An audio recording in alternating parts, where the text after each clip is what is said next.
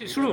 নমস্কার, আমি শিশির দাস, একজন ফ্রেশার প্রার্থী। অনেকদিন পরে আসলাম হাইকোর্টে। আমরা আজকে উপস্থিত হয়েছি।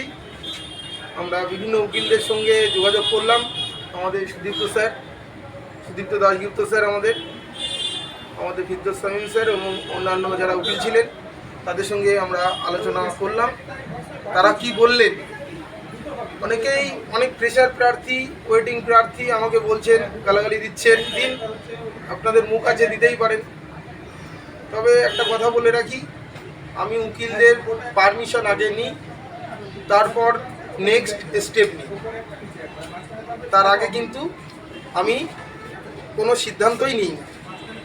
তো কেন আমি এক্সপায়ারি প্যানেল নিয়ে সুপ্রিম কোর্টে যেতে রাজি নই, তার বক্তব্য তুলে ধরবেন আমাদের জাহাঙ্গীর ভাই আছে, সুব্রত মণ্ডল আছে। তাদের সামনেই স্যারদের সঙ্গে আমাদের কথা হয়েছে। ওনাদের বক্তব্য কি তাও বলবেন ওনারা, তাও বলবো। প্রথম কথা, স্যারের সঙ্গে কথা বললাম। স্যার আমাদের বললো যে কেসগুলো হাইকোর্টে যখন চলছে, সুপ্রিম কোর্টে তোমাদের যেতে বলেছিল, কি উপদেশটা কোথা থেকে তোমরা পেয়েছো, এরকম একটা প্রশ্ন স্যার আমাদের করলেন। আমরা তখন মাথা নিচু করেছিলাম। স্যার একটা কথা বারবার বলতে শুরু করলো যে দেখো, যে কেসগুলো হাইকোর্টে শুনানি চলছে সেগুলো সুপ্রিম কোর্টে যাওয়াটা ঠিক নয়, এগুলো নিয়ে সুপ্রিম কোর্টে যাওয়া ঠিক নয়।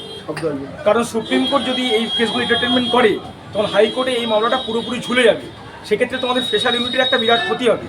সেক্ষেত্রে সুপ্রিম কোর্টের রায় অপেক্ষা হাইকোর্ট থেকে যদি কোনো রায় পাওয়া যেত, পরবর্তীকালে সুপ্রিম কোর্টে গেলে তোমাদের সুবিধা হতো। কারণ যদি এক্ষুনি সুপ্রিম কোর্ট এই কেসটা এন্টারটেনমেন্ট না করে, বা যদিও করে, যদি না করে, তাহলে তোমাদের কিন্তু সমূলে সর্বনাশ। কারণ সময়টাই খালি নষ্ট হয় মাঝখান থেকে তোমাদের। সুতরাং তোমরা চিন্তা ভাবনা করো, আরও সঠিক দৃঢ় পদক্ষেপ নাও, এটাই স্যার বললেন আমাদের সামনে। জাহাঙ্গীর ভাই কিছু বলবেন এবার? স্যার ওখানে জোরে বলেন। স্যার ওখানে আরও দু চারটে কথা, খুব ইম্পর্টেন্ট কথা বললেন। স্যারের কথা হলো যে তোমরা যে ডিলে করেছো, সুপ্রিম কোর্টে যেটা গিয়েছো, জুন মাসে যেটা হবে তার একটা ভবিষ্যৎবাণী দিয়েছে। তোমরা নিজের পায়ে নিজেরা কুড়োল মেরেছো, ঠিক আছে? সুপ্রিম কোর্টে যাওয়া আদৌ উচিত হয়নি। কিন্তু এর মিডিলে একটা কথা বলি, যখন সুপ্রিম কোর্ট নিয়ে কথা আলোচনা হচ্ছিল, আমি জাহাঙ্গীর শেখ বলেছিলাম সবার মিটিংয়ে যে অবশ্যই বিকাশবাবুর সঙ্গে একটু আলোচনা করা হোক সুপ্রিম কোর্টে আমরা যাব কি না, ঠিক আছে? অথচ বিকাশবাবুকে আমরা খুব বেশি প্রাধান্য না দিয়ে সুপ্রিম কোর্টে গেলাম।